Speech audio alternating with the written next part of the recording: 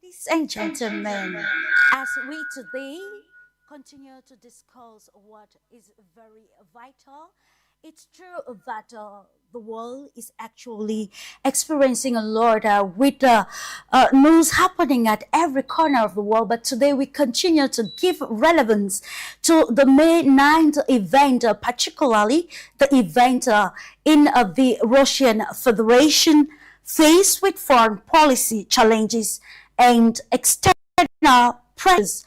Russia under President Vladimir Putin against the May Day festivities, marking the state's 81st anniversary to remind citizens of their shared history. May 9th, 2026 in Russia marked a day of remembrance, that of hope and resilience in a rapidly changing world of new global realities. The historical commemoration honored the generation that defeated the Nazi Germany, whose sacrifice shaped the post-World War and whose courage still informs how nations understand sovereignty, security, and moral purpose. In Moscow's renowned Red Square, leaders recalled the decisive role of the Soviet people on the Eastern Front and linked that legacy to contemporary challenges. For many, the memory of 1945 is not a distant past, but a reminder that the defense of the homeland and the protection of fellow citizens demand unity, resolve, and enduring sacrifice. What we see among Russians in contemporary society, ladies and gentlemen, the horrors of 1945 engulfed over 26 million Soviet citizens. This year's observance therefore exposed divergent memories across Europe, while Russia gave importance to this event because it's actually very important in defining the global transformation of Russia in contemporary society. Some of the countries, particularly in Europe, marked the liberation. For others, it recalls somehow a subsequent occupation and difficult chapters of local history. But then, what is the veracity of that? How can we take what happened in history to define how a country's trajectory is being defined, particularly in terms of defense and security?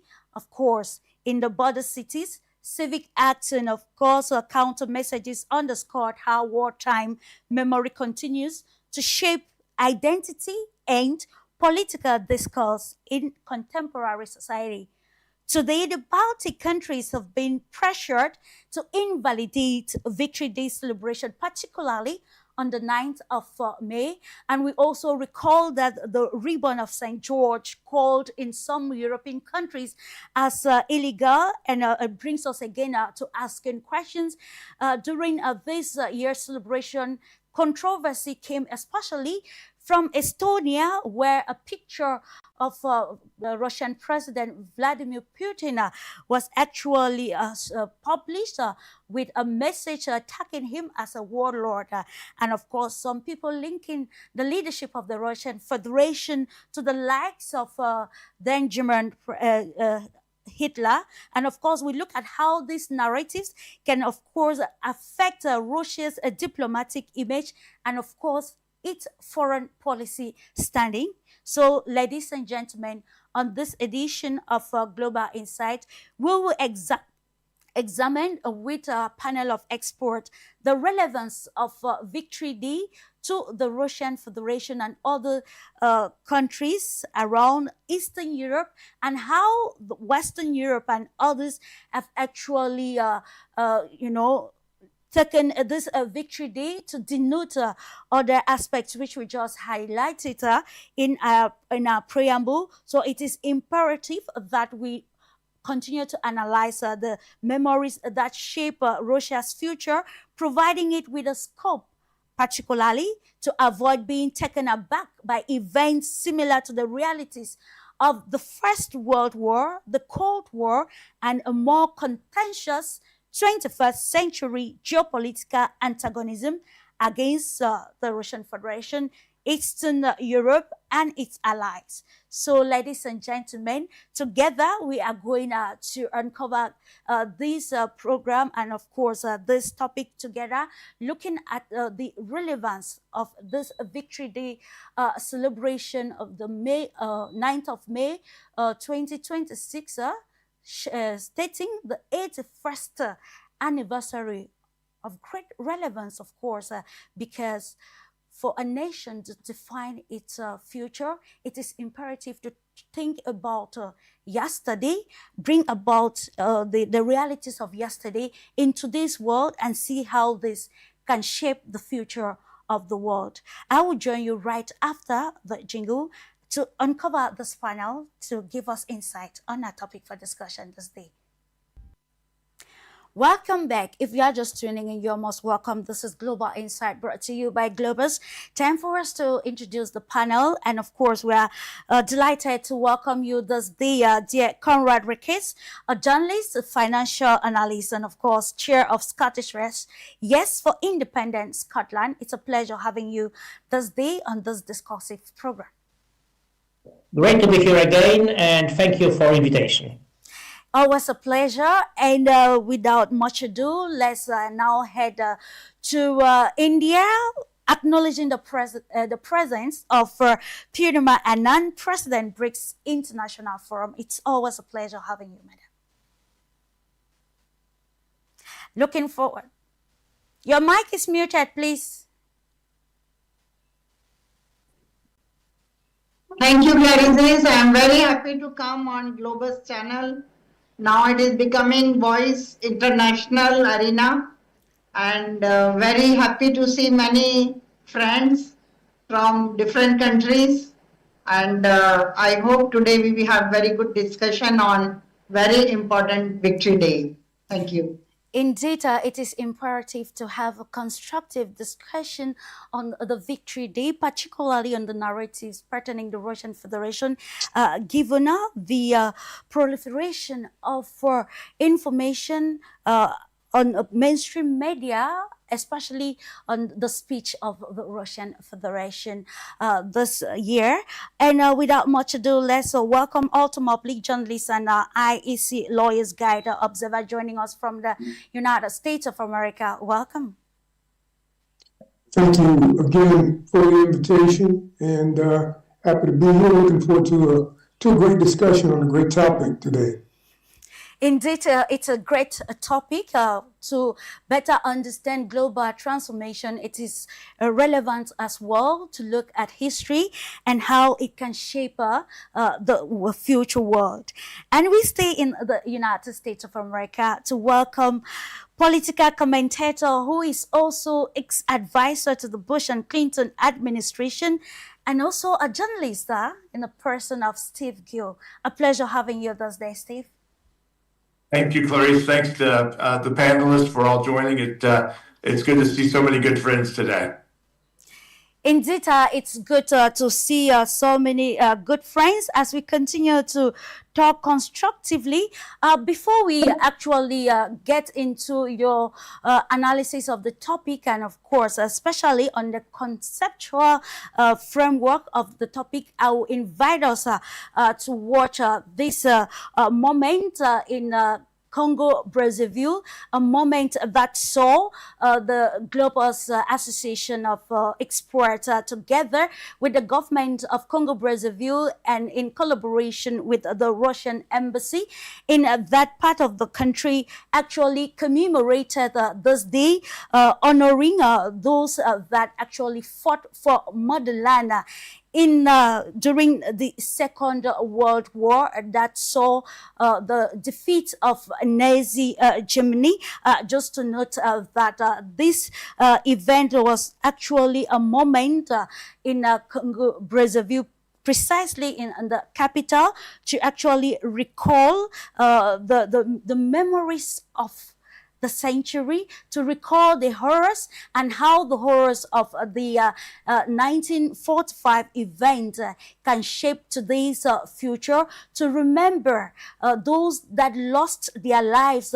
We're talking about over 26 million Soviet citizens that actually died during the war, and we cannot actually forget the role that was played by allies, a nation, particularly Congo Brazzaville and other African countries that actually took part in this, very tragic, of course, tragic because of the human loss of lives.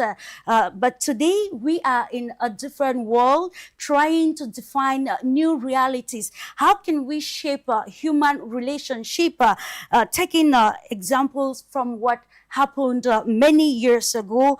It's actually a moment that it came to mind, the philosophy of the St. George ribbon, that history, of course, that dates back to 250 years. And of course, this ribbon symbolized a lot about the Russian Federation, the former Soviet Union, with the black color symbolizing the smoke and the orange, the flame. And this altogether represented the struggle, the strength, the spirit, and the rebirth. And of course, also symbolizes some sort of combat, resilience, and the resurrection of life from ashes. We can notice, of course, a candle lighting ceremony to immortalize the events of this war that actually saw a lot in terms of human loss. And that was just to give us a holistic presentation of the event of May 9th in Congo Brazzaville under the auspices of Globus Expert Club. And I'll be coming to the studio this time around, ladies and gentlemen, as I join our ex-team panel to get into the conceptual analysis of the Victory Day and why it is still imperative to commemorate it the Russian way as it is done in contemporary society. And I start off with you, Steve Gill, as you give your historical analysis of our topic for today that zooms on remembrance and hope and resilience, particularly in the context of new global realities.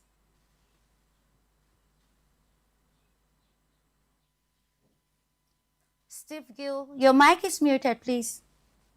Nick, can you hear me now? Sure, I can hear you now. Yeah, I apologize. I'm going to have to depart very soon, but I wanted to underline that while the ceremonies that took place in Russia and other locations commemorating the Russian role in defeating the Nazis in World War II, and as you mentioned, the horrific losses of both civilian and military personnel, 26 million, that in Western Europe and throughout the United States, not only has there been little, if any, mention of this contribution by Russia to defeating the Nazis, but it's actually almost been written out of the history books. You've had many in Western Europe and in the United States downplay the role of the Russian involvement in defeating the Nazis to pretend it just simply didn't happen or that it was not really very important. I think history is important. There's good parts and bad parts, but you have to deal with the truth, what happened, even if you have changed your perspective over time. And I think it's important that we recognize that this sort of diminishing or eliminating the history of what Russia did during particularly the conclusion of World War II in defeating the Nazis, the losses that they suffered, not being able to commemorate those with other allies. I mean, the United States and Western European allies should have been there, as they have been in years past, pointing out the role of the Russian military and the civilians who suffered so greatly. So I just want to make sure that I helped underline today that Western Europe and the U.S. media have completely not just ignored, but literally washed away that role in the history books and in the media coverage, which is despicable. I will stay with you, Steve. Let us understand why people, especially in Europe, celebrate this Victory Day differently. To note that some countries choose the 8th of May and not the 9th of May, just like the Russian Federation? And what will you say regarding the latest development where the Baltic countries are even prohibited from celebrating or commemorating the Victory Day, especially the Russian way? You know, one of the most interesting aspects of the celebration to me was when the Ukrainians denied Russia being able to be involved in the celebration in Kharkov. And I think our brilliant friends in Russia used a drone to drop a bouquet of flowers on the memorial on that day, just to make it clear, look, you might keep us away, but we're still going to play a role. I mean, that was, to me, a brilliant move, and again, highlighted the fact that excluding people who should have been there was not acceptable. It's interesting that because we have had this demonization of President Putin, of Russia, by the Western Europeans, by NATO and others, and again, dating back even to the Russia hoax with President Trump, Russia has been demonized in the West, in the United States, to the point that you can't even have athletic teams compete with each other because of the politicization of sport, which should never be done. So again, I think it's this overreaction, this sense that I think that the Russian boogeyman is under their beds, and they keep arguing that Russia can't and has not been able to make any gains in eastern Ukraine, and yet at the same time they have this adamant fear that if they don't stop Russia in Kharkov and Kiev, that they'll be in Berlin and London and France tomorrow. So which is it? Either the Russian army is not weak. Is too weak to defeat Ukraine, or is going to be in Berlin and London tomorrow. I mean, their fear playing is not accurate, but I think that's been a big role in diminishing the historical relevance and recognition of what happened at the end of World War II. Indeed, and now we are looking at how countries can shape their future based on historical narratives. With you, Steve, before you go, so how can we do this? Take probably from the examples of from the Second World War and even the other world wars that marked the global world, to redefine or to reshape narrative dispensation of a multipolar world. I think the bottom line is you have to deal with truth, and that's why shows like this and others are so important. You have to deal with truth. I mean, look, war is good. Got to deal with what happened in reality. And again, when you start diminishing history, ignoring portions you don't like, or what has changed over time that your allies then are now adversaries today, economically, militarily, whatever, you have to deal with truth. And I think, again, that's why panels like this, I think your show, Clarice, helps do that on a whole host of issues, to make sure that we're telling the truth, even if it makes some people uncomfortable.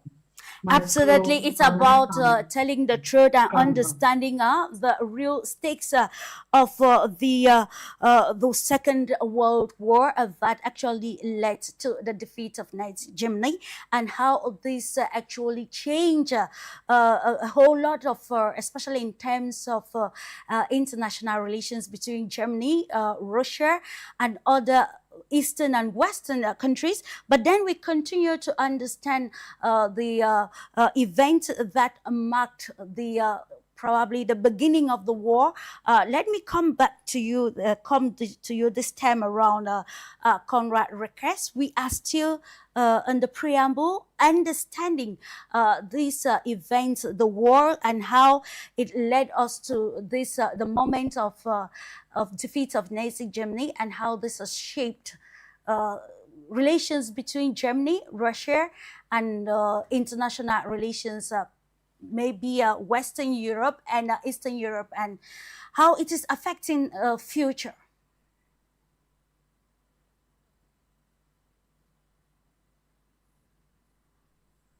Orwellian phrase, who control the past and control the future, who control the present, control the past.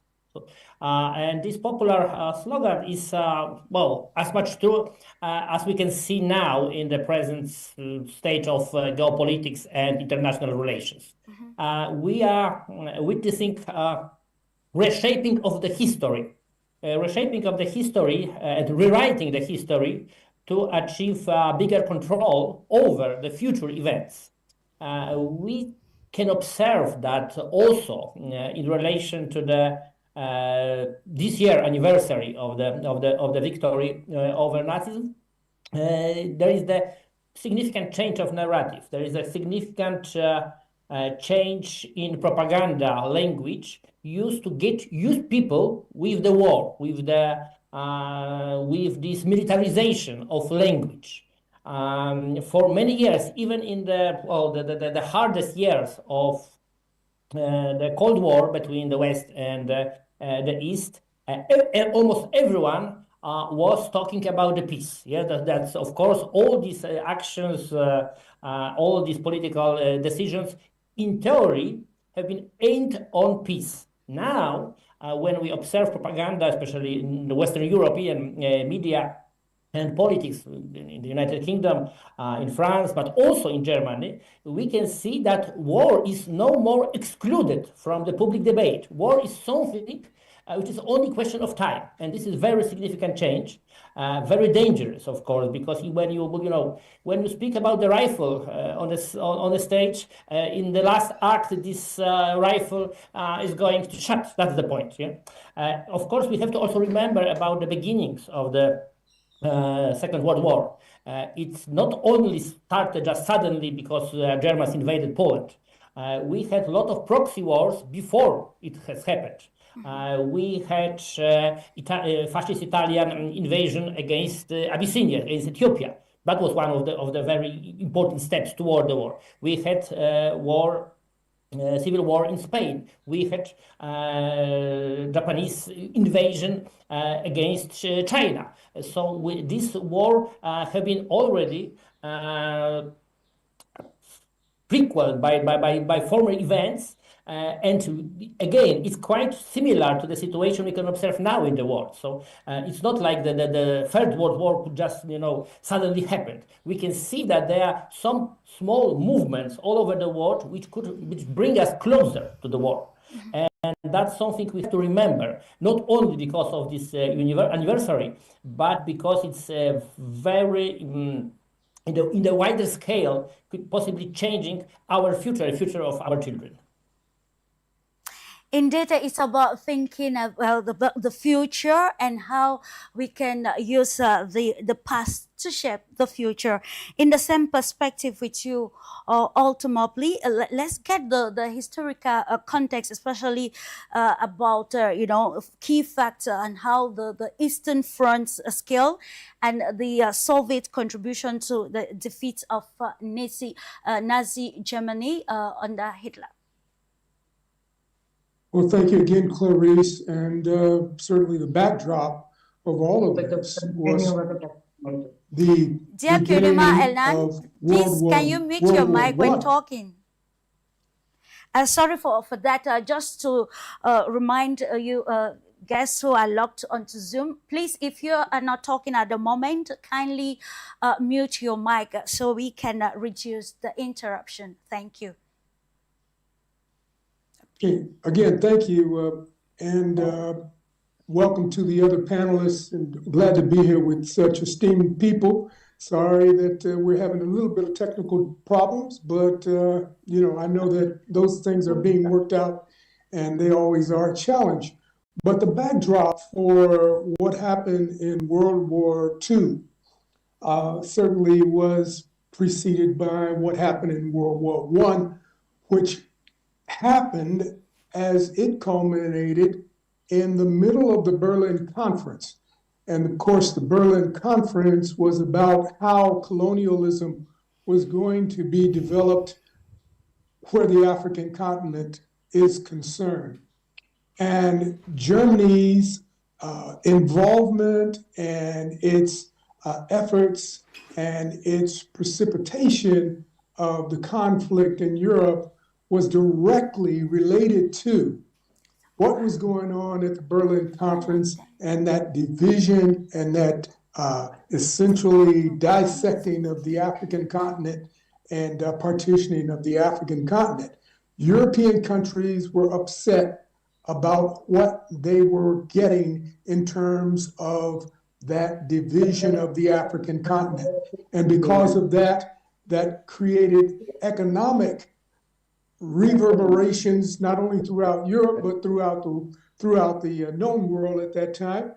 And that was a big part of why we even had World War One, much less World War II, which was just a continuation. And of course, World War III would be a terrible concept to even contemplate, but it would be a continuation of the other two wars.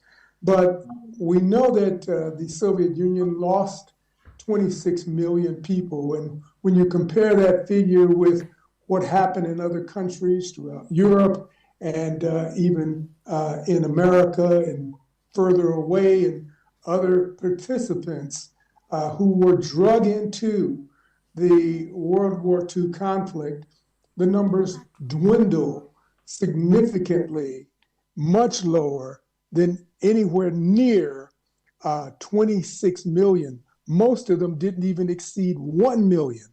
But Russia, because the war was fought on Russian soil primarily, and the soil of the Soviet Union, the countries in the Soviet Union, Poland, Ukraine, and Czechoslovakia, some of the other countries in Europe, that is why the casualties were so significant for Russia. And the other irony was that Russia wasn't in competition at the Berlin Conference for any of the African countries, so they could not receive the spoils of that war. So I think it's important for us to include, as we historically analyze, if we want to change this historic narrative, we have to change it ourselves, and we have to fight for the truth. And appreciate the opportunity to share some things on this format. Absolutely. And we are going to you now, Purnima Anand. We are looking at the importance of the Victory Day celebration, May 9th, marking the 81st anniversary. And we want to understand how this event has become so institutionalized and its relevance in defining the future of the Russian Federation. Thank you. In Russia, this year, Victory Day commemorates the Soviet Union's defeat over Nazism. Okay, and that time it was Second World War time, Cold War time, but it was a great patriotic war.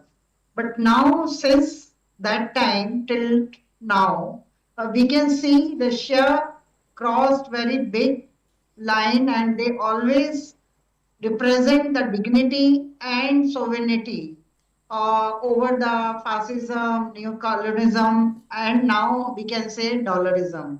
Because now Russia is in sanctions since long time. When Ukraine-Russia operation started, whole world started to say that it is a war attack from Russia. But we can see that what is the significance of Victory Day in Russia. Because Victory Day always remind Russian generation, Russian people, the sacrifice of millions of people, of their grandfather, grandparents, and parents. And that time, I know because I closely research on some Russian issues of wartime and geopolitical time. We know that many villages, many cities become empty without man, because all men of those cities went to the war to save the sovereignty of their nation.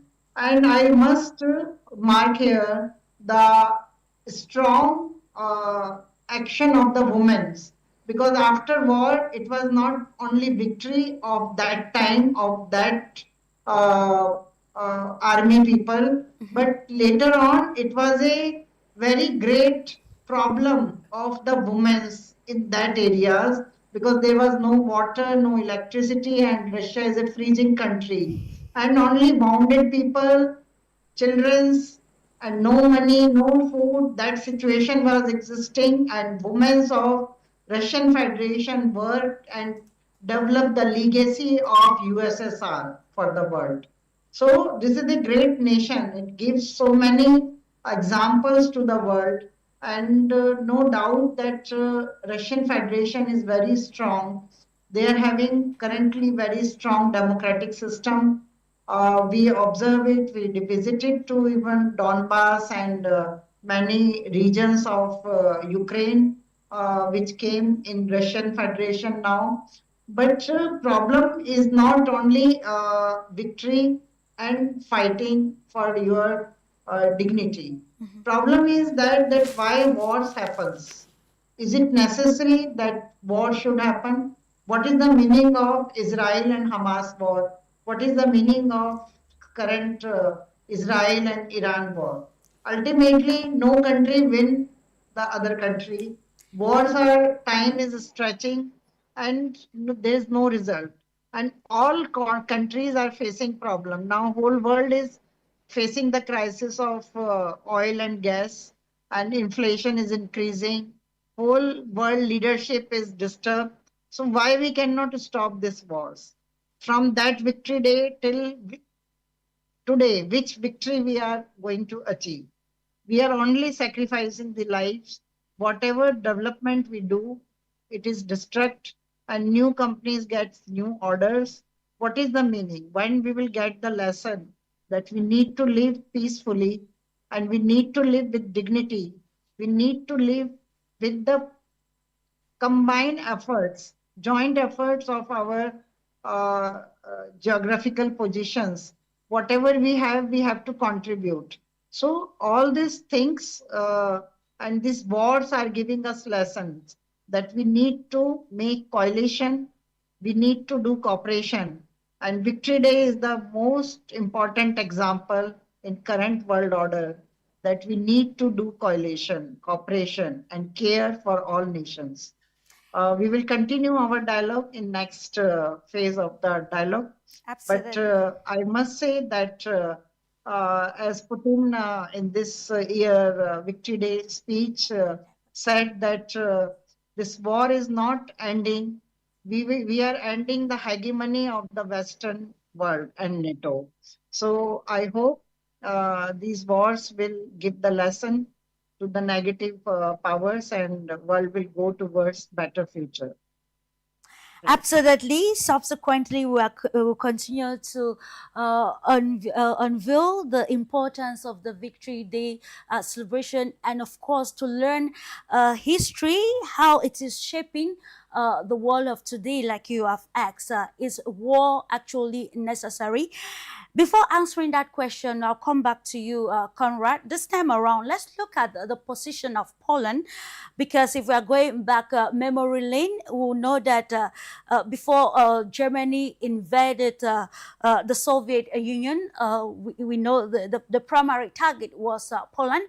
So let's try to answer this question or this opinion that has been coming from some pundits to say if actually back in the days was some sort of a proxy war where the Nazi Germany invaded, planned an attack on Russia through Poland. And of course, answering this question is relevant to understanding how these, agendas will always bring about controversy in the global setting, limiting the relevance of maybe globalization and bilateral or multilateral cooperations.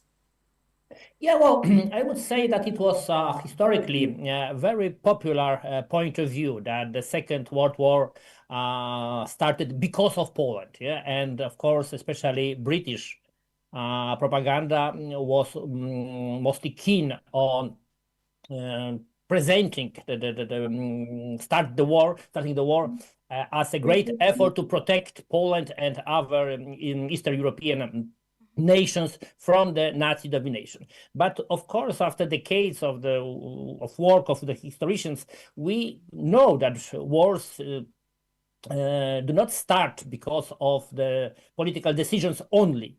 They are not started because of some, small problems in some villages in the borders between two countries. It's mostly they mostly start because of the big interests, big businesses interests, especially.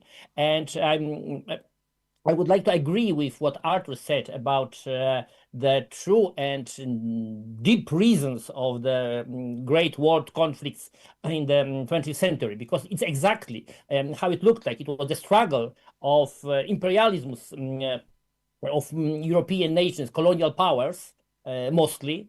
We had to remember that this global perspective is very important to understand why Second World War and other conflicts like that starts. That's the point, because we have to remember that, of course, the very direct and first reason for the armed conflict in Europe was, in fact, in the German invasion against Poland. But we had to also remember that almost in the same time, Hitler prepared further demands from the Western powers, including return to the new share of the colonial imperiums. That was another step Hitler planned.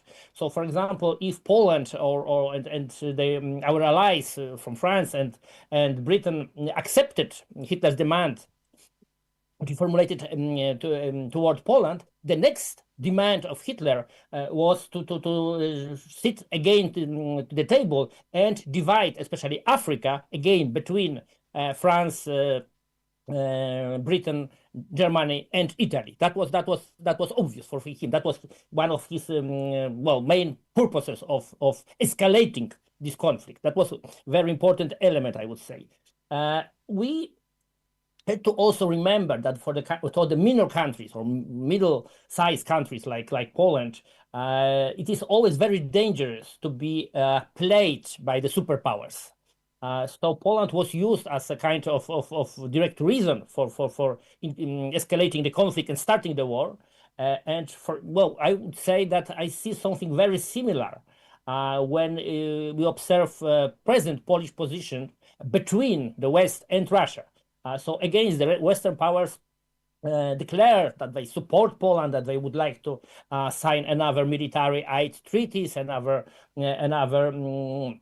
military contracts with the Polish companies and Polish army, just only to push Poland as a next victim of the hybrid war and then, direct war between West and Russia. So as the first and present field of war, there is Ukraine. The second one would be the Baltic states and Poland. And it's extremely dangerous, especially for the Poles. We had to think that if we observe in the global scale, return to the arm race, return to the jingoist propaganda of the Western part, when we observe another fronts of proxy wars all over the world, in Africa, we can see what is going on now in Mali, for example.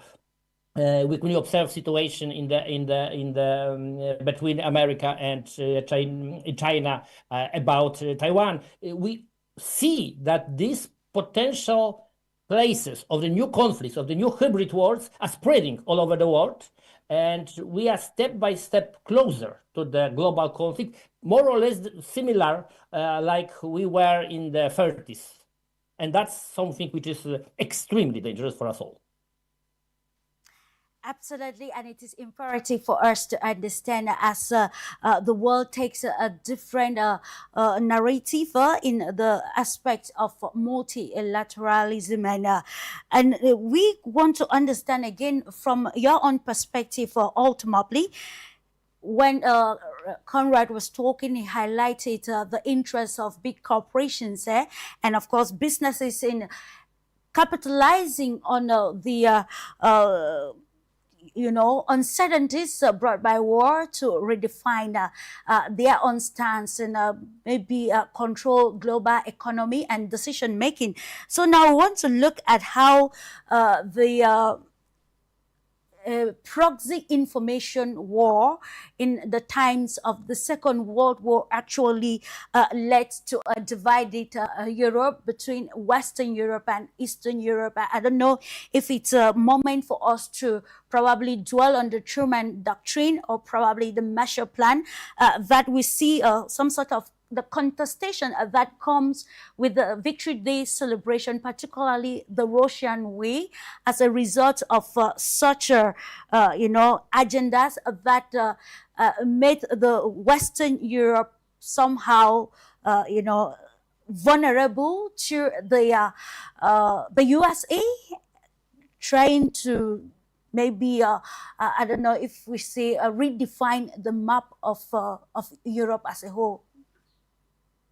Well, the Anglo-American efforts to economically control the world cannot be understated in any of these world wars or what happened with international hegemony and its attempt to exploit colonialism and the rest of the world. All of this blends together. We do have to recognize that the economic positioning or jockeying for positioning of these major powers was really the backdrop and behind all of it. Of course, the European banking structures are still in defiance of a world order that says multipolarism is where the world must be. It's not a question of whether we can continue to have a unipolar world. It's actually it's existential that we have a multipolar world, and we cannot allow the former to continue. So a divided world is very natural, and we have to get to a point where we have to understand that we have to share this one planet that we know of that we can survive on in the entire universe without destroying it and ourselves in the process. And that's a hard lesson for some people to learn, because they go back to a time in Europe, in the Anglo-American structure, where they're fighting among each other, and then they have to export that fight to the rest of the world for conquest and developing colonies. All of this was done in Europe first before it ventured out from that small sector of the world.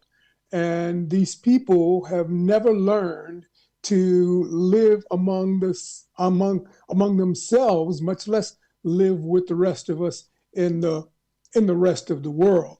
We certainly honor and appreciate the sacrifice of the people of the Soviet Union and Russia in particular in World War II, because they were bearing the brunt of the struggle for economic domination and hegemony that was coming and growing out of a Nazi Germany structure, and what needed to occur in the rest of the world for the peace and tranquility of nations as far away as India and Pakistan and China, who were also being influenced by what was going on in Europe and in Eastern Europe in particular.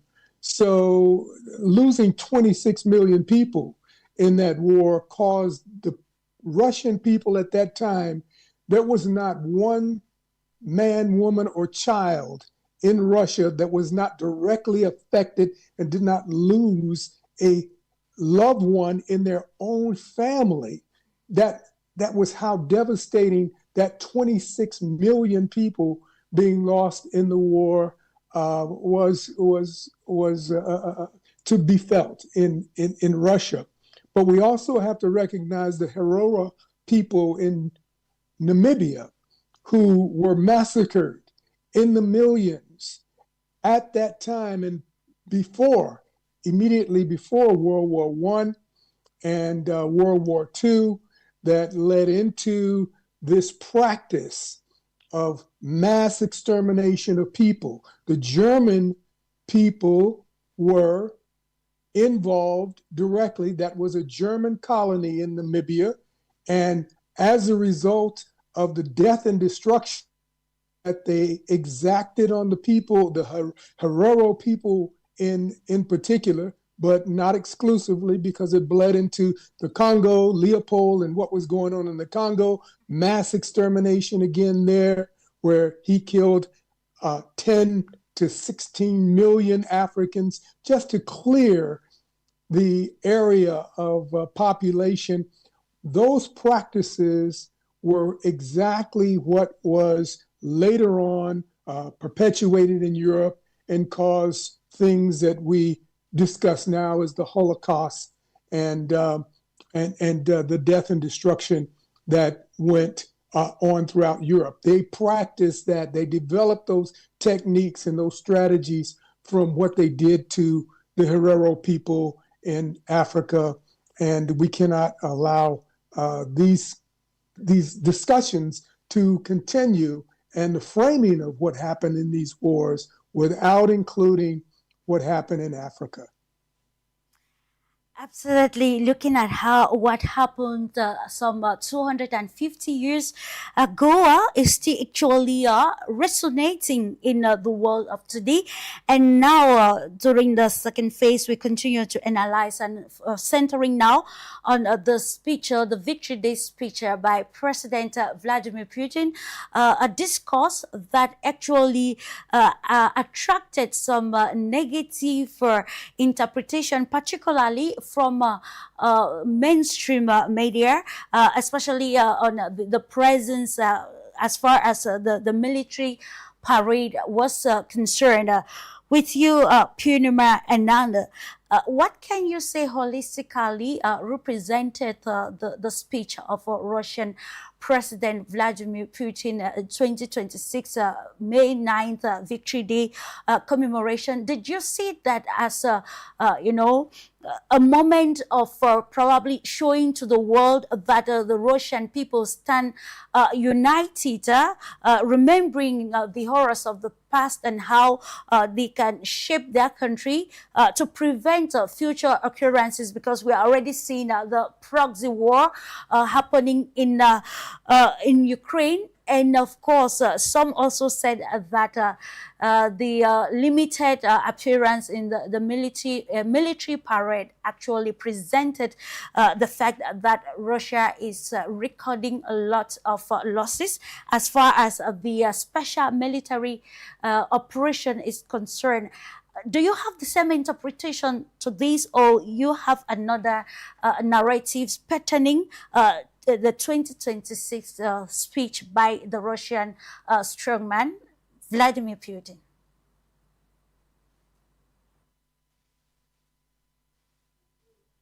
Your mic is muted, please. Thank you for a very good question. Clarissa, first of all, victory. We are today discussing Victory Day. Victory Day is very important, and it is giving very good impression to whole world, especially in BRICS countries and global south. Today you are from the African channel. I would like to connect, because in Africa also since long time, African communities are fighting for their dignity. And Nelson Mandela opened a chapter of freedom in Africa, and Africa and South Africa is its rainbow, his dreams rainbow, where Africa also fight against the colonialism. Still many countries are fighting. This Victory Day is not only important in Russian Federation, in India also. Long back in 1947, India got the freedom from British colonialism.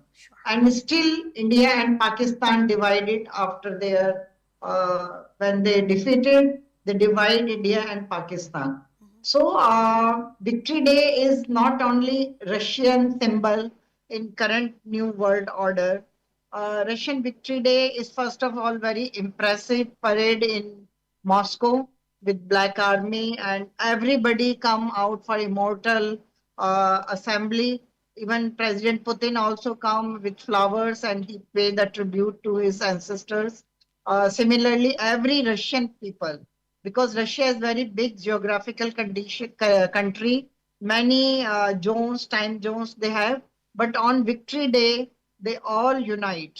They all come together on roads and they pay tribute to their elders. And it summarized that they are having such vibration that if nation need, we shall give up our life for the sovereignty and dignity. So this is an example in the world that for our sovereignty, we need to sacrifice our life, and nobody is important than the sovereignty of the nation. Our current wars are going on, and we saw that Iran is strongly fighting against Israel. And it is not direct Israel and Iran war, it is a pressure of America and American support. So we are looking that small nations or big nation like Russia, they all are coming under war crisis. And who is creating this pressure and how we resolve it? This is very important today to discuss. When we are questioning what is the importance of Victory Day, we should understand that time of history and current world order, because world is dividing in two powers, two pillars. One pillar is the desire of the governments. Every government of every nation is in problem because they created artificial system around them where corruption and politics is very high. And due to this corruption and politics, common people who are at the side of uh, very poor conditions, they are not getting food, they are not getting health needs, and their children are not getting education. So these kind of people are existing in the world. We are having more than 8 billion population. Out of that, I think 80% population is one side and 20% population who is at very high end, in high politics, high scientific researches. Even they are doing research on Mars and Moon. But in Earth, many people are dying due to hunger. Another side, many young people are dying in these wars. Are these wars are important? What celebration we will do if one country will win? We are in the age of artificial intelligence. We are having resources. We can understand geographical conditions. Russia is having freezing environment. Gulf countries are having hot desert environment. So why we are struggling and why we are giving our lives, why we are not getting lesson from the Victory Day of Russian Federation or any other country's Victory Day? So this is the important discussion today in our in Globus channel, and many international experts are present. And as Steve said, that he's from US, and he said very good words about Victory Day. We are understanding that world is uniting, not dividing due to this wars, and we are not having interest in the wars. We can celebrate Victory Days. So we should think towards positive side, towards unity, towards care. And I feel that Victory Day of Russian Federation really anchoring in the world stage that victory is important, but another side, we need collaboration and cooperation for our future generations. Thank you. Indeed, for the future generation, but it remains relevant to ask questions that matter, questions that would define the contemporary society, especially in geopolitical framing and contemporary narratives. Back to you, Conrad Request. Let's look at the situation in the global world at the moment, like Purnima Anand noted. Of course, Victory Day celebration has become a holistic event, a global event, because the wind of change that is blowing across the African continent is, of course, as a result of the remembrance of the past and how the continent can get out of the entanglement of imperialism and other vices actually retarding continental emancipation at every front. But then when we look at a Victory Day celebration, particularly with the case study of the Russian Federation, we want to ask a very important question, because taking us down memory lane, we'll see that ideologies actually serve as a point of conflict between countries in Western and Eastern Europe, and probably it is still happening in today's world. So how can we use the lessons of the past to now see how geopolitical framing can be done that will limit such escalations that will consume or probably engulf human life? So we are talking about a war that consumed or engulfed about 26 million Soviet citizens. And today we are still seeing the geopolitical confrontations. We're seeing physical confrontations and even confrontations along lines of information. So how can the lessons of the past bring us to framing a geopolitical standing, especially in line with security and defense too, to avoid reliving the horrors of the past in this globalized society that it's in the fourth industrial revolution? Well, yeah, who doesn't learn from the history mistakes and errors is doomed to repeat them. That's that's obvious, I believe. Well, sometimes it's quite direct relations between the past and historical experience and the present events. For example, I strongly believe that ignoring how deep and important was Russian experience of the Second World War and all this massive scale of Soviet victims was one of the reasons why the West didn't appreciate enough how sensitive is Russia and Russian people toward any form of aggression, even verbal one, how they want to protect themselves from being again surrounded by only enemies, how they are very sensitive and would like to prevent any attempts to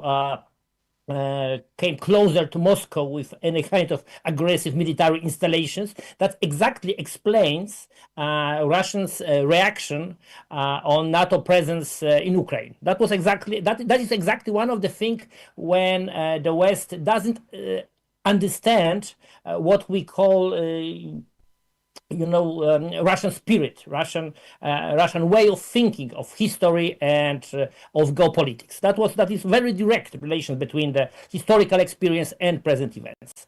Of course, again, returning to the global perspective of the World War II and its present reminiscences, we have to remember again, for example, that Second World War wasn't anything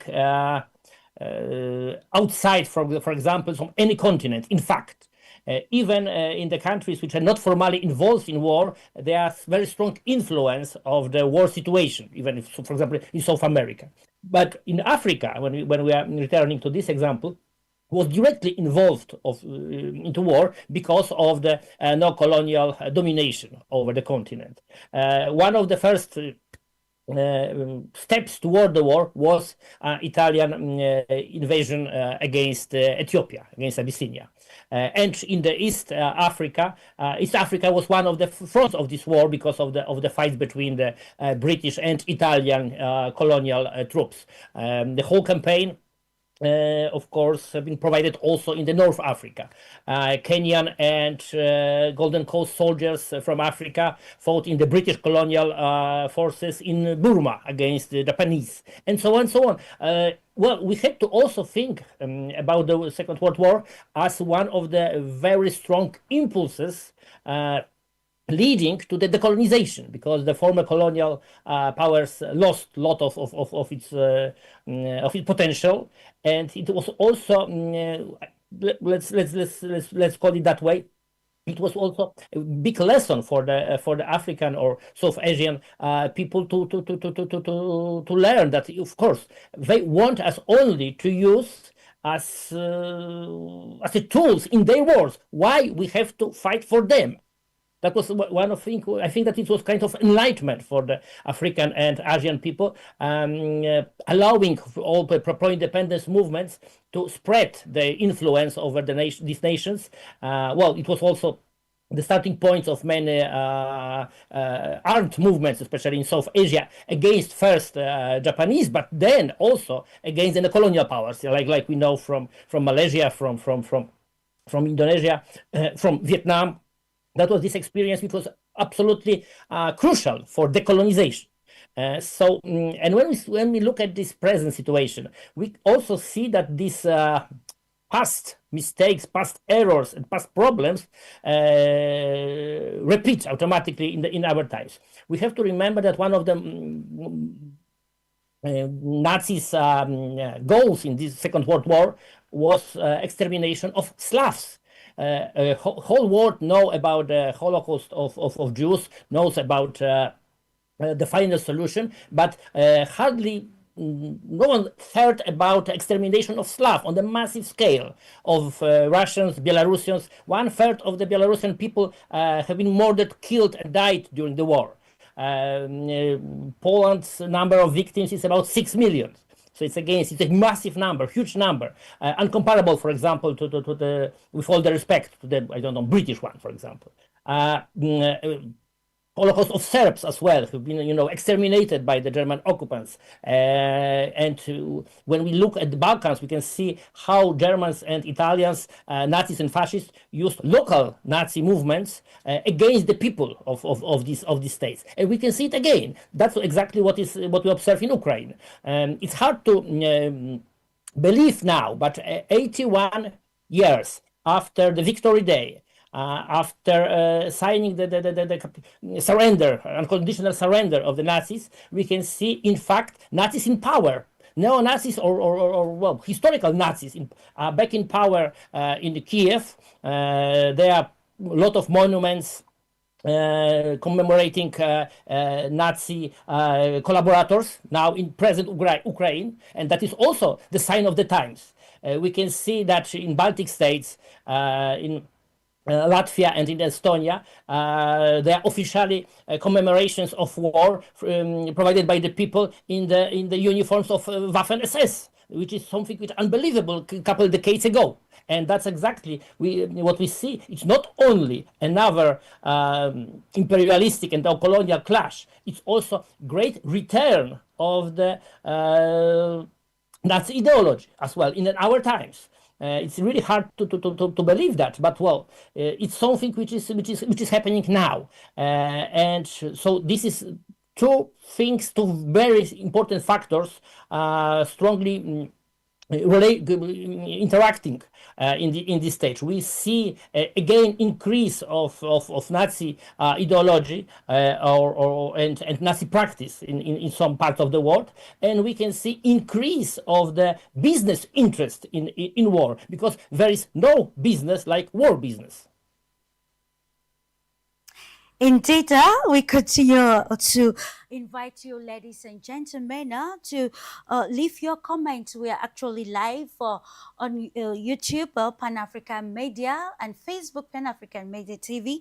So you can leave your comments on what you think about the topic and how the Victory Day celebration is actually marking the present contemporary society, especially in line with the core cooperation, international cooperation, and of what relevance is this history in shaping the world's security agenda, and it's also maybe a geopolitical calendar.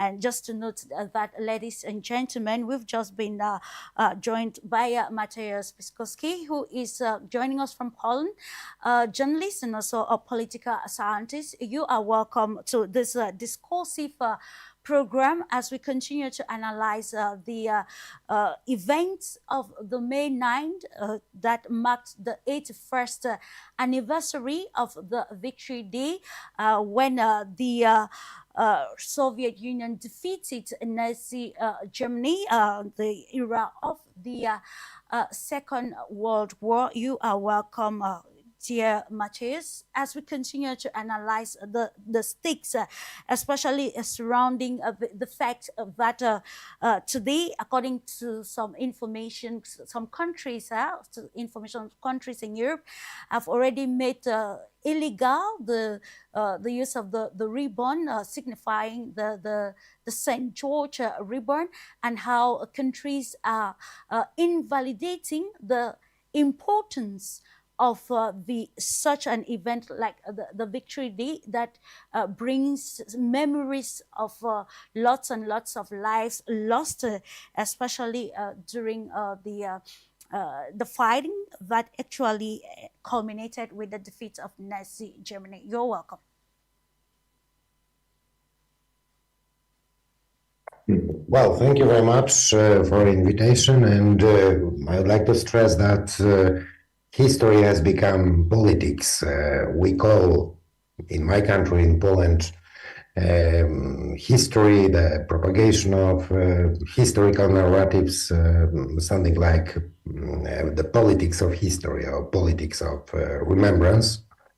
And that's the problem, according to me. I mean, the main current of historians now in Europe, those historians who are financed, sponsored by state structures, have to fulfill the wishes, have to disseminate the narratives of the mainstream. And the political mainstream, as you know, is trying to, yes, definitely invalidate the victory of 1945, is trying to do that due to political or geopolitical reasons, of course, because, well, if Russia is a threat, then it cannot be the country which had its great victory over the Third Reich, because otherwise, I mean, everything must be black and white according to the historical propagandists in Europe, particularly in Central and Eastern Europe, just to depict Russia as the Schwarzhag, the black character, the evil and so on of contemporary Europe. This is the main reason of all which is happening around the anniversary. This is not for the first time, of course. It is a long process. I would just like to remind you that several years ago, I think it was about 14 or 15 years ago, European Parliament has voted and drafted a resolution which was, let's say, making some parallels between Stalin and Hitler, between Soviet Union and the Third Reich, a resolution which make the guilt of Soviet Union and of the Third Reich equal the guilt when it comes to starting the Second World War, their guilt when it comes to war crimes, crimes against humanity, and so on and so on. So this is a part of a great narrative, of a great political narrative, not a historical narrative, and this is why we have all those issues and problems with Russia, also this year, also when it comes to this particular anniversary. Unfortunately, I fear that the tendency, the trend will continue in the coming years, because due to, let's say, geopolitical confrontation between the West and Russia, this narrative is needed. This narrative is needed, and this narrative is demanded by those political forces from European mainstream. This narrative is particularly strong, as I have mentioned, in Central and Eastern European countries, which are on the eastern flank of NATO, and being on the eastern flank of NATO means also being on the eastern flank of, let's say, historical offensive, historical attack against contemporary Russia and its historical identity. That's why all those countries, including my country, Poland, have already established special state institutions like the Institute of National Remembrance or National Memory in Poland, in Ukraine, in several Baltic countries. So we might say that almost all countries neighboring with Russia, almost all countries neighboring with, even with former Soviet Union, or those who were in the Soviet Union in the past, I mean the Baltic republics and Ukraine, have already established state institutions which are responsible for historical propaganda. And in my opinion, this is the main problem. If any historian in all those countries would try to, let's say, publish an unbiased opinion about 1945, he would be deprived of state funding. He could be also deprived of his post at the university. So they face really serious problems. So, of course, this is part of censorship, but this is also part of, let's say, enhancing and supporting certain historical narratives about 1945. That's why it might sound like a paradox, but well, I would like to read and hear more and more about the Second World War and about 1945. Not only from the Russians, because their perspective might be also biased, yes, but from researchers, from historians from other continents, non-European researchers, because well, their distance and their ability to research in an unbiased way, in a scholar, scientific, academic way, is definitely better, and they are not under such pressure as historians from European countries, from those countries which participated in the Second World War. So we have a real problem here. And well, I would like just to recommend you not to read most of the historical textbooks and even historical scientific articles published in English as well and in other languages by the state-sponsored scholars from Poland, from Baltic states, from Ukraine particularly, which is exerting, I think, the most cruel pressure when it comes to historical censorship and limitations of research. That's very important, and I'm glad that you are discussing this. I will stay with you, Matthias. You talk about the narratives or agenda setting, and then when we're looking at the events of the Second World War, we then understand why it is imperative to mark Victory Day. So, in your own perspective, to what extent is the Victory Day vital for domestic consolidation or probably international messaging? Domestic in terms of public policy dynamics, especially with the leadership, and of course international messaging that will probably not give a blink picture of the contemporary Russia's foreign policy dynamics. We quite remember that recently President Putin said that the country is actually facing some sort of foreign policy challenges as far as the event regarding Russia is being presented in the global world, especially in Western Europe and elsewhere. How can we actually use this to maybe bring relevance to domestic consolidating and international messaging? Well, it's a hard task, I think. But anyway, I think that regardless all this pressure exerted by state structures in several countries, I think it's important to participate in deep scientific dialogue, academic dialogue with our Russian counterparts, with people from those countries who are still able to make their own historical research and to continue their unbiased academic work in that field. Nevertheless, well, there was a good option for solving all those issues some time ago, in times of the so-called reset of relations between the West, or at least part of the West, and Russia.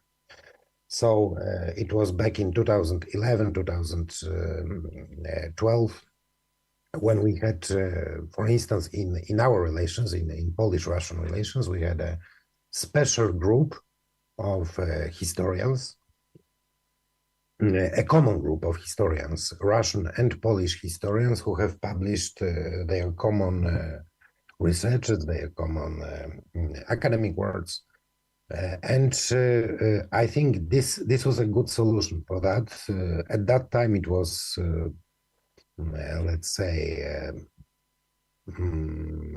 supported, sponsored, and even patroned by our state, by our countries, because it was the period of the so-called reset of our relations.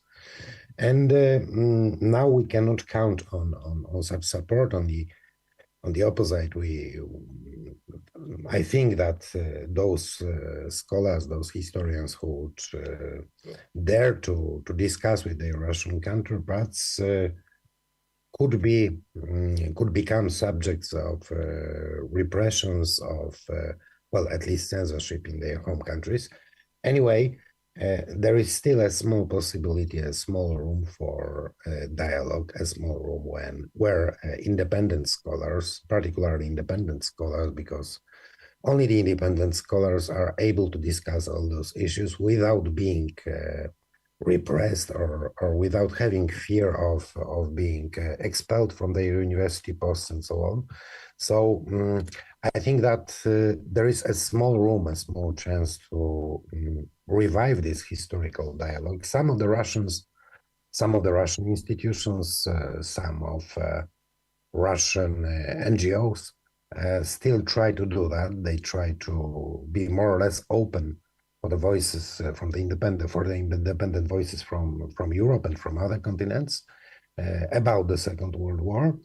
And what's very dangerous for us, I think, is becoming a part of the war of different narratives. Yes, I mean, both sides, of course, have their own narrative. The Western narrative is definitely more aggressive now and definitely more false and manipulative when it comes to Second World War. Anyway, I still believe that there's a small group of independent scholars from different parts of the world who could continue, or who could start, in some cases, their unbiased professional historic research about different aspects of the Second World War. I mean, we should, for instance, first and foremost, become more aware of the geopolitical consequences of the Second World War, of the geopolitical reasons of the break of the Second World War. these were fundamental issues which were, let's say, it was not necessary to explain all those issues in the past, but now it seems that due to this historical propaganda, due to this falsification of contemporary history, we are in an urgent need to remind all those things which seemed to be obvious some time ago. So there's a lot of work to do, and being a historian nowadays is something very risky, I would say, in different countries, because those who control historical narratives control contemporary political life, contemporary directions in our everyday politics. So the politicians understand that without that losing control over historical narratives, also when it comes to, or maybe particularly when it comes to 1945 and the Second World War, is something dangerous for them, because their legitimacy, their political, geopolitical, international legitimacy depends on this narrative. In our case, this narrative is false. So if we would understand widely that this narrative is false, they would lose one of the pillars of their legitimacy, of their contemporary political legitimacy. That's why it's so dangerous for the ruling elites and for, let's say, this geopolitical direction which has been chosen by the mainstream of European, or to say more widely, of Western politics. Thank you. More time before you go, Matthias, sir, just to say, as a political scientist, according to some information, it has been alleged that there was a lot of, complacency coming, especially from the United Nations. And of course, here, according to this information, the German Chancellor actually noted that his grandfather, Joseph Paul, as a mayor, renamed streets in honor of Hitler, and was a member of the Nazi Party.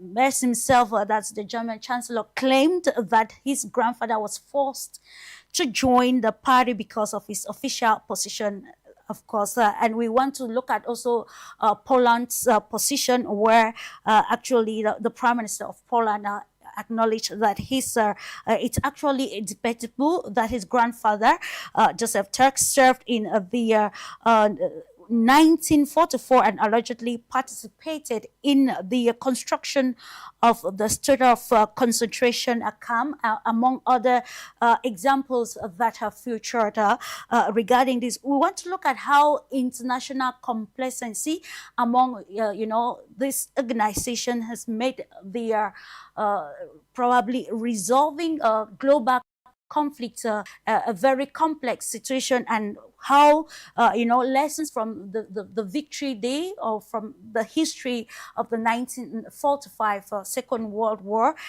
can bring us into maybe making recommendations, especially political, geopolitical, and most especially diplomatic recommendations that can curtail the physical confrontations and the probably losses, especially human losses, in terms of eras of war, physical war. I beg your pardon.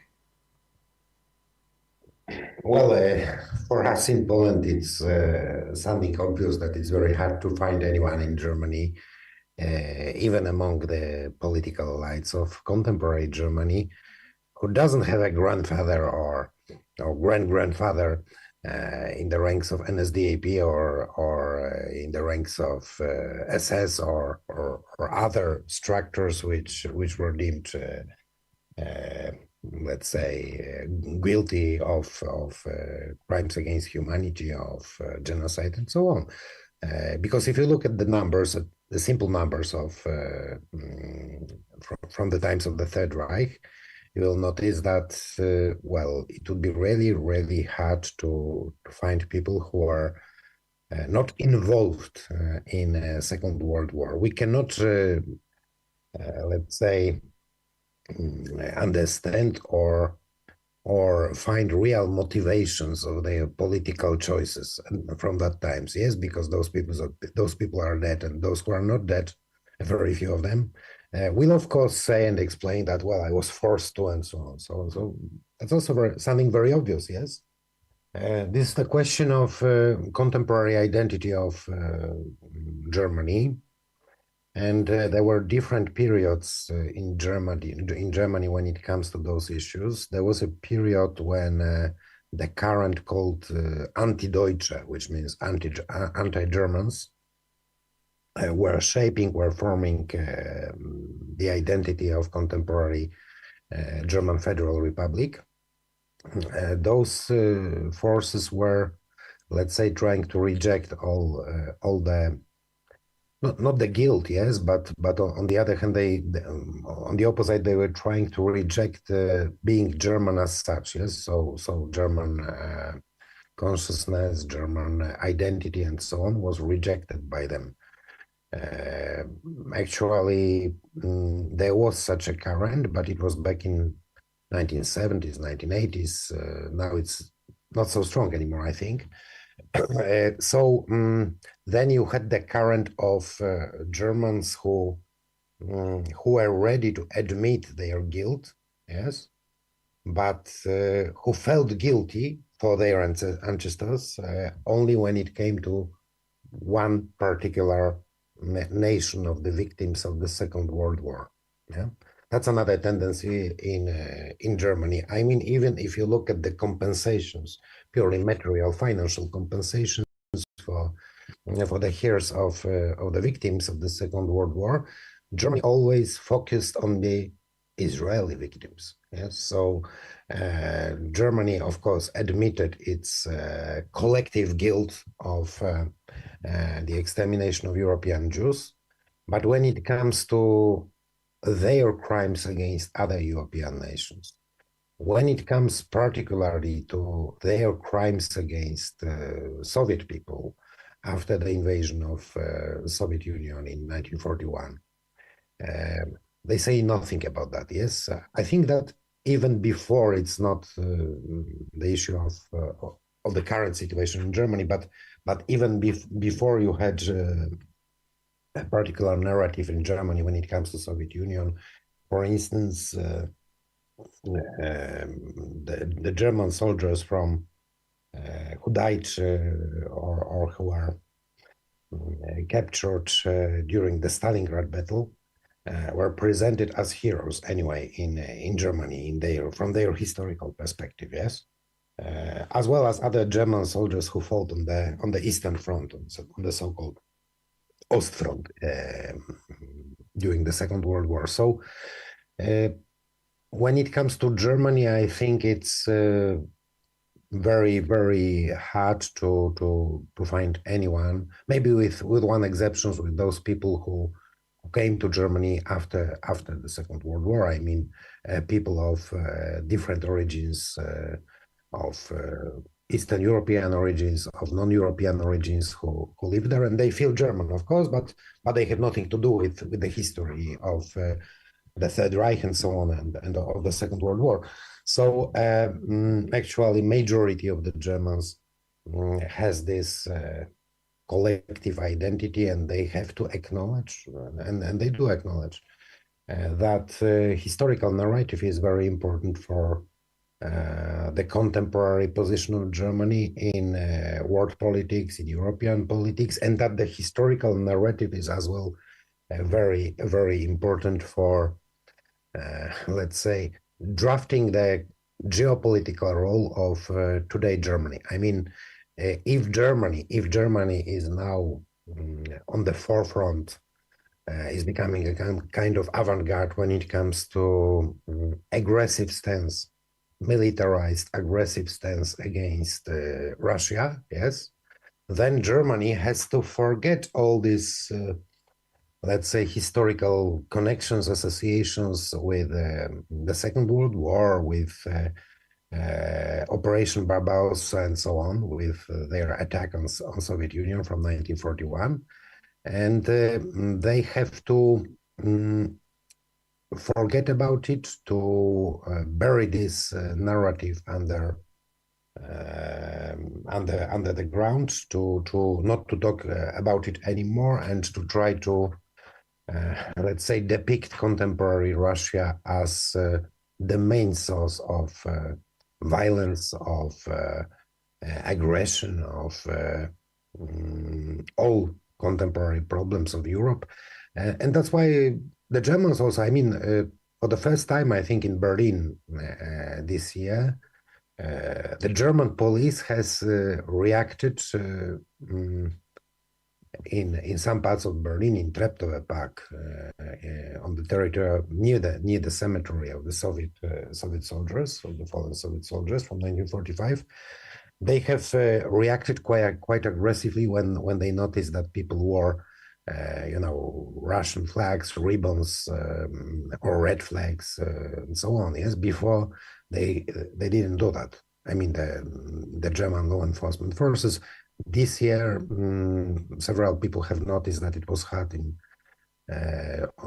Germany on the 9th of May, on the anniversary to commemorate the Soviet victims, the Soviet soldiers who died in 1945 in Germany. So this is something is actually changing, yes.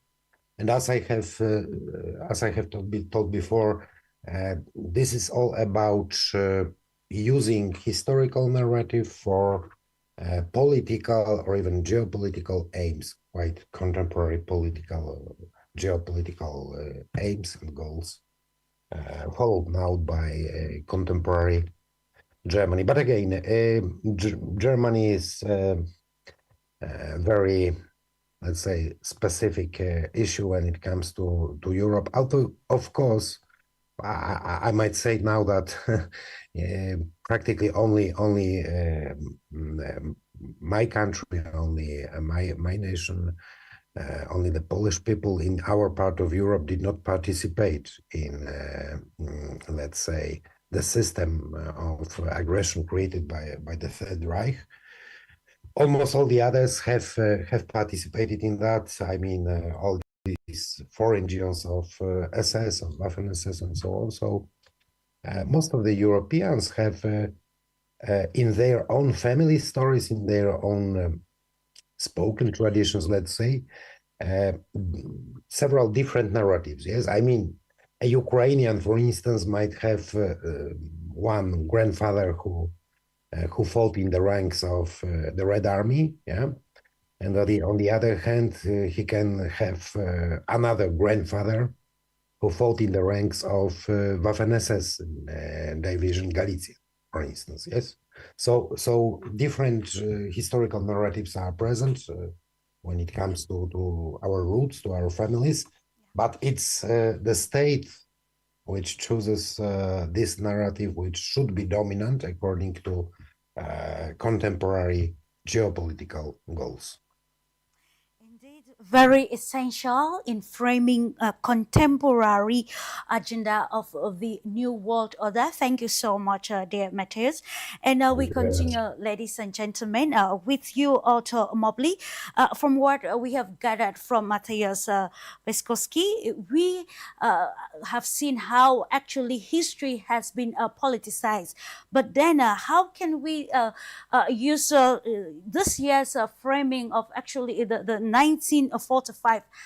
Let's look at the meeting point between the NATO narrative, Europe, and probably the Russian Federation, in line with framing narratives, taking facts from actually what happened during the Second World War to frame security debate in contemporary world, and how can we actually present such narratives that are far from, politicizing history for geopolitical gains.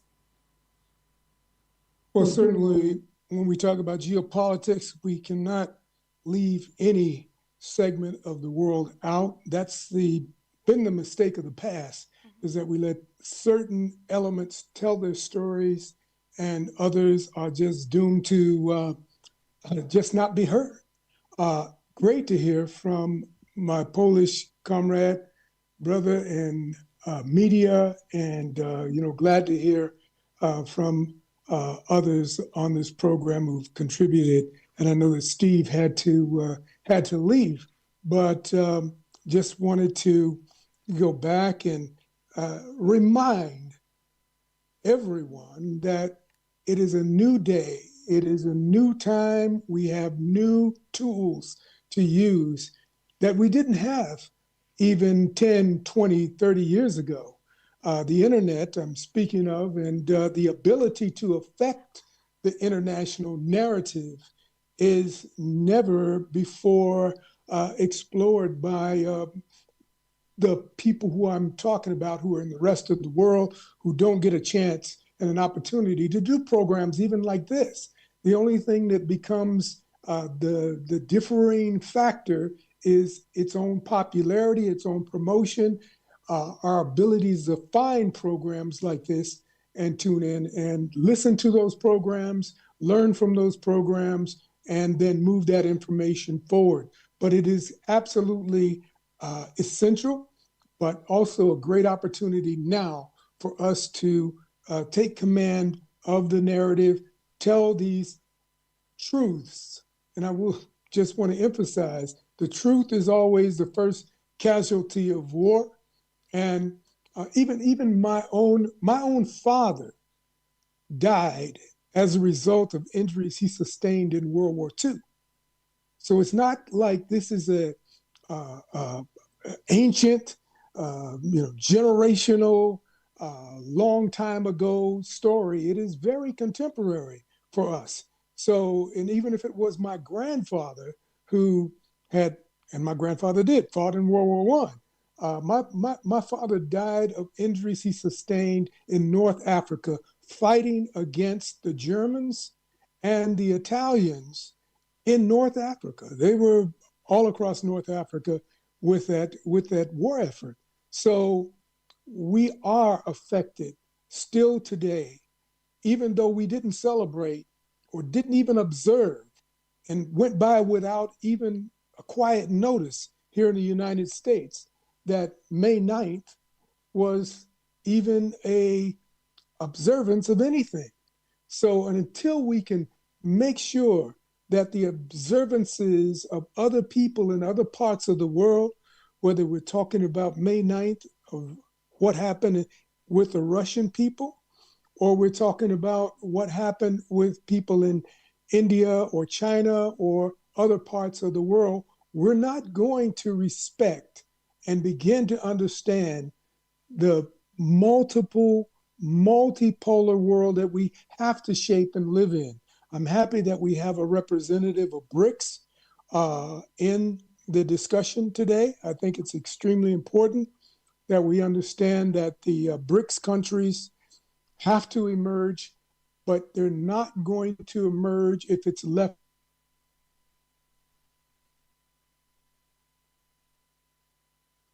people who have control the narrative, as I say. We just had recently in this country Hillary Clinton and John Kerry and others who were going on a circuit of discussions to say, we're losing control of the narrative. We've got to regain control of the narrative. And they were expressing that because of the proliferation of programs like this. The internet was becoming a source of information for people throughout the world. So it's really important that we find ways to continue to tell our stories. Malcolm X, his birthday is coming up in another few days on the 19th of May. We'll be observing and celebrating that. How many people around the rest of the world will be doing that? Even though I know Malcolm X's birthday is a holiday in dozens of countries around the world, it's not an observance here in the United States. So things are changing, but they're changing too slow. And we really do have to grab the opportunities, seize the opportunities that we have at hand right now to enforce the ideas and the facts and the truth that we all participated in the development of the world to this point. And if we want a world going forward, we're going to have to become more vigilant and more participatory and more aggressive about messaging. I would love to see the BRICS countries develop their own networks, their own counter media strategies. I'll come and do it myself. If anybody from BRICS is out there or any other countries around the world, I've been developing media in this country for years.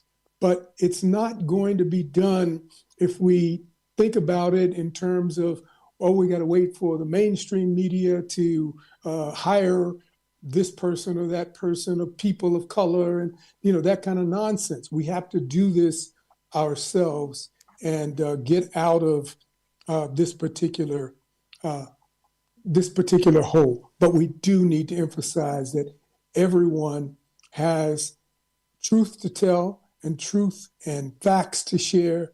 And we have to get to those stories so that we understand what's happened to people, whether they were in Poland or whether they were in India. The war was affecting them at the same time. If they were in Africa, the war was being fought on African soil. That's why they called it World War II, World War I, because it was an international war. And there was an axis at that time of not only Germany and Italy, but we can't forget what was going on in the Pacific with Japan and its wars against China. Those are things that are still being felt today, but they're not understood by those of us who have not had an opportunity to share those stories with our own constituents. So appreciate this opportunity, and we want to say just a thank you to you, Clarisse, and what you're doing. Thank you so much, dear Otto Mobley, for always making yourself available to contribute constructively in bringing out the alternative information to the global audience. It's about messaging, like you said. And I will be rounding off with you, Conrad Rekes. We just highlighted a very important aspect of messaging.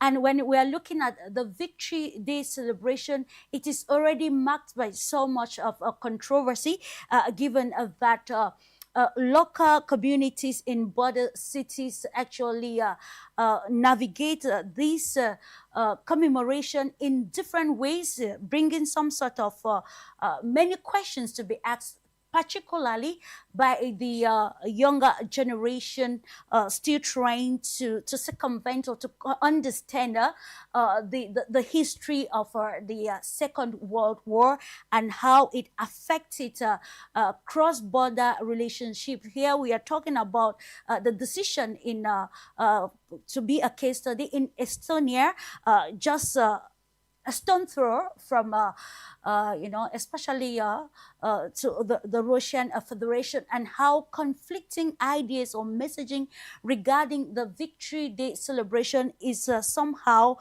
making history to be more cumbersome and complex, making it so difficult to interpret in contemporary society marked by new realities of aggressive geopolitical contestation by, the hegemon not wanting the changes which are very real in the world. Well, yeah, I would say that we said a lot about narrative, about the language we use, with propaganda we are witnessing now. But we have to also think about the practice. The practical conclusions of these propaganda efforts of the mainstream media and politicians. Yeah. Well, for example, historically, it was agreed that one of the most important and, horrible experiences of the Second World War was the Holocaust. And of course, there were a lot of political promises and declarations that event as such to not happen again in any acceptable way, that all the world will react if anything like that could be again planned and perpetuated. But well, we now exactly know that it's absolutely not true, that these declarations have been false, because we observe now and for many years true and real Holocaust of the Palestinian people in the occupied Palestine, and there's absolutely no negative reactions from the Western world, from the side of the states, which already so many times declared that they never accept genocide again. So we can now verify how false was this propaganda and how it was only focused on practical political goals of the imperialist colonial powers. Well, we also see how these practical implications of the false narrative, of the false history, are spreading over the world. Mateusz mentioned that well, for decades it was absolutely unimaginable to have German government, German authorities forbidding the signs of the victory over Nazism. All base of the German Federal Republic ethos was based over victory over Nazism and overworking the results of Nazism, Nazi domination over Germans. So they had to accept also that all these symbols of the monuments, of the symbols of the victory over Nazism, victory which mainly effort was on side of the Soviet Union, are visible, are present, and are accepted and also appreciated by the present generation of Germans. And now this year, for the very first time in history, they forbidden to show the flags of the Red Army, which conquered Berlin. They forbid to any symbols which could be related to the this historical effort of Soviets and the whole coalition to win the war. And in the same time, Germany has no problem, and German government, of course, has no problem with accepting neo-Nazi government in Ukraine. So we see how these changes in language have practical consequences in the present world and in world of politics. They are very practical consequences in the geopolitical level as well. So again, we had to overwork not only this historical experience, not only to see how, for example, is different perspective of the Second World War in Russia and different is in Germany and different is in the United States. We have to understand that all these different points of view, but we also had to see and have some kind of distance to observe the practical results and what could lead us to these changes. So we have to understand that if we do not practically overwork experience of the World War II, we would be very easily pushed to World War III. Absolutely close to World War III. Some pundits say we are already facing or experiencing World War III ideologically and otherwise. Ladies and gentlemen, I want to thank you so much because we've come to the end of today's edition of Global Insights. We want to apologize for the, some sort of technical hurdles which we actually witnessed at the beginning of the program, but we are working fervently to ensure that we continue to bring you what actually matters and what is not distorted as we continue to learn from the past to reshape the future. And thank you for the great analysis, gentlemen and lady, and to the technical crew, thank you for ensuring that the program was a success. Just to note that, ladies and gentlemen, before we go, we have actually understood the interpretation of the alternative interpretation of the Victory Day celebration, and of course understanding why there are some sort of controversies, either from the way the Victory Day celebration is commemorated in the Russian Federation and in Western Europe. And it brings us back memory lane to know that history is never still, but actually it stands as a preamble for today and the future in shaping global narratives that will concretize multilateralism, and of course with the doctrine of institutions like the BRICS Plus, and also with the Pan-African philosophy of contemporary world that is, presenting the alternative narrative to ensure that countries are not felt, are not seen wanting in their own history, and also to note that it is imperative, especially as the younger population wanting to integrate the understanding of international relations and globalization, to understand how history can sometimes be distorted and transformed into a political tool. So it is imperative to serve as levels of alternative and constructive information that will serve humanity and give meaning to bilateral, multilateral dealings, and most especially to the concept of globalization in a transformative world.